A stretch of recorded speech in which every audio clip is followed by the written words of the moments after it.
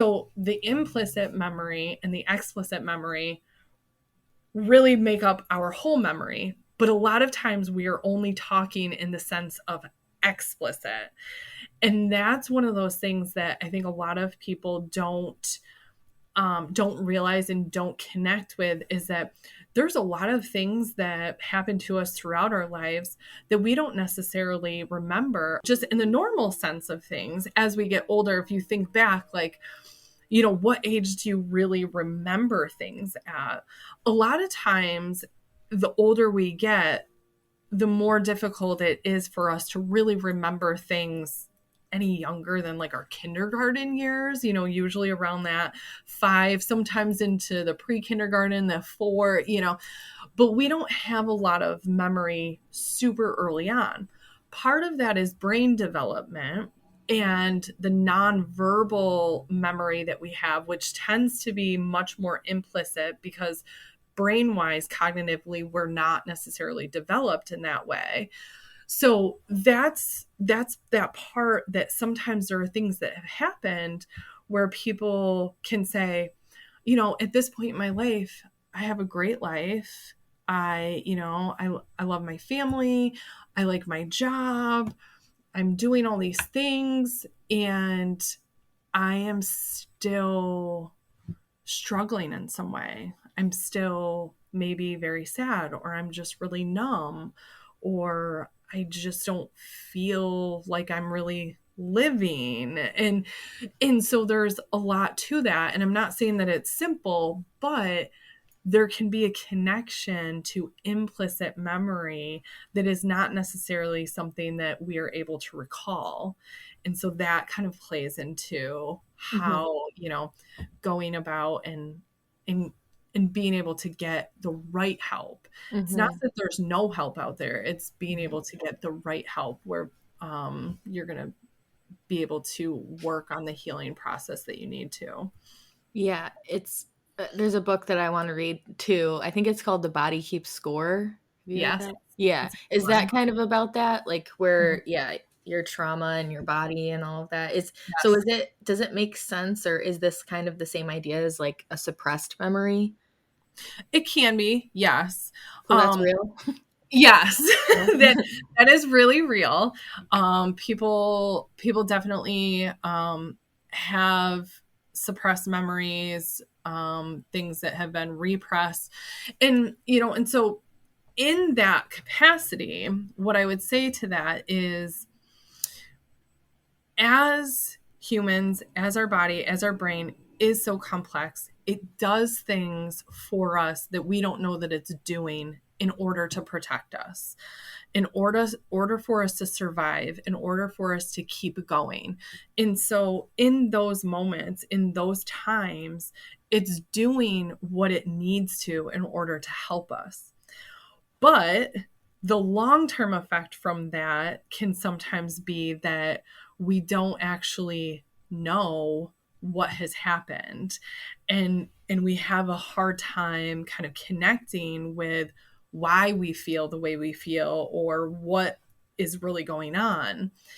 And so in those times, I work with people on the sense of really trying to have an open curiosity about themselves, about their bodies, trying not to be judgmental, really going in with a non-judgmental look at like, what are these things? What's going on? Am I listening to the things that I need to listen to with my own body? There's some dissociative factors too when we talk about trauma, PTSD. Part of complex trauma we usually see is a higher level of dissociative symptoms. And in that, it has a lot to do with what I was talking about earlier with, if you are stuck in something and you cannot get out, our mind, our brain, we do what we need to in order to survive it. And so sometimes that means that the brain and the body is going to go offline. We're going to go somewhere else. We're going to find somewhere else where we can survive. So sometimes children, can talk about, you know, these really extravagant, imaginary, made up things that, like, this is where I went. And even, you know, and this is not to downplay, there is a normal level of imaginary play that is very normal, and it's very good for kids to be able to play and socialize and do all of those things. But if you are stuck in a situation that you can't get out of,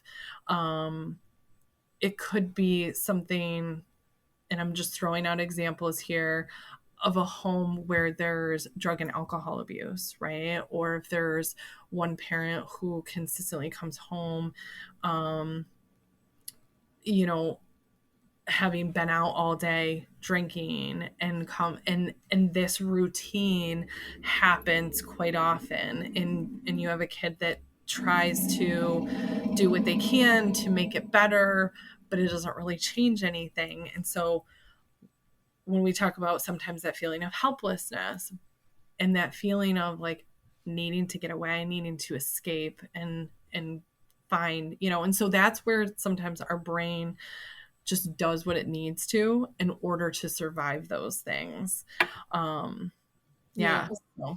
Yeah, I was going to bring up like the dissociating thing. It's unfortunately, I think, a new word that people say a lot, like, oh, I dissociated at whatever. And it kind of is frustrating. I always get frustrated when people use those like words that like OCD or like words like that, just kind of willy nilly. But dissociating, I noticed, is one of those.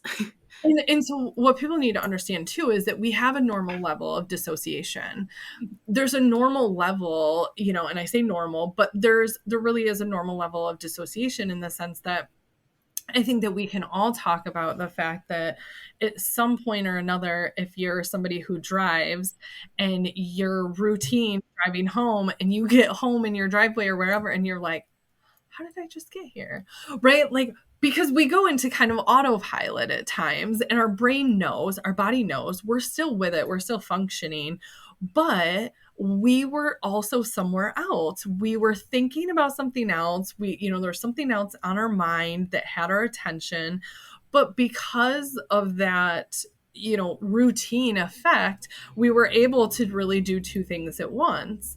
Part of building up an awareness of this is really building the awareness of your body and having the interoception of the body. So being able to connect, but then also having the awareness that I can be thinking all these things, I can be doing all these things right now, and I can still observe myself. And as humans, we're really the only animal that has the ability to do dual attention. And so that is one of those things that can really work to our benefit when we learn how to use it, and we learn how to kind of hone in on it and use it as a skill. Yeah. Okay. That makes sense too. Yeah. I guess I need to give some people a break about it, but it does irritate me though when people say it is like, you know, but, what I was going to also ask, like, I feel like we're getting really close to talking about the EMDR, but I Yeah. want to kind of, also talk about the differences in trauma and how, like, I guess just hearing from you the explanation of what could qualify as a trauma and like that big little Mm-hmm. t big T type thing, because I Mm-hmm. almost feel like some people might be experiencing PTSD, but they don't feel so much anxious or so much depressed or so much whatever, Yep. but it's Yep. that, and maybe that Yep. they don't realize they went through something that could be causing that, if that makes sense. Yeah, absolutely. And and one thing I will speak a little bit to is that we go through so much that has connection to relational trauma. And there's probably a lot more relational trauma than we realize and that we give credit to, because if you think about it, as humans, as babies, toddlers, children, adolescents, so much of what we do is connection and socialization, right? we're not meant to be completely alone in this world. As humans, as human babies, we are completely dependent on someone else for survival, right? So we're not a species that is meant to be like born and left. That's not us. So when we think about this, like the relational trauma, a lot of times there is much more connectedness to those things once something else has happened. So if you think about somebody coming in for PTSD that had a significant one-time event, and this one-time event is frustrating for them because they're like, I just, like, this happened. I know that it happened. I know that I'm fine, but all of these things keep happening, right? A lot of times we see that there is a connection to the things that have happened in the past. And part of that is because, what's the saying? Things that fire together wire together. so so if you think about our neural pathways, and I sometimes paint the picture of, like, think about a cobweb, right? And if anybody has seen, I think probably a lot of us have seen different things on computer generated things of the brain where it's like you see like the zinging and then the lights up, right? And so if you picture this intertwined network of just all these little wires, essentially, right? That is so much of our brain that things are crossing paths all the time. So when things happen, though, that maybe later on in life as an adult they happen, and you're very aware of that, but there's still symptoms that are connecting that you're like, I don't understand. Like, I know I'm okay. I know I'm fine. I know that I'm not there. I'm safe, whatever the situation is that there are triggering effects sometimes with the brain that happens, right? And so these triggering effects of the whatever happened at this point lights up, and now all of those other lines that wired together also lit up. So that firing just spread. And so in that, that's where that connection of the different things that have happened to us throughout our life start to impact and connect with us more currently. So in the present moment, even though those things are in the past, the present is here, but those things are still impacting us. And a lot of that has to do with some of the wiring of things that, oh, now things are firing and it's like, oh, what's going on?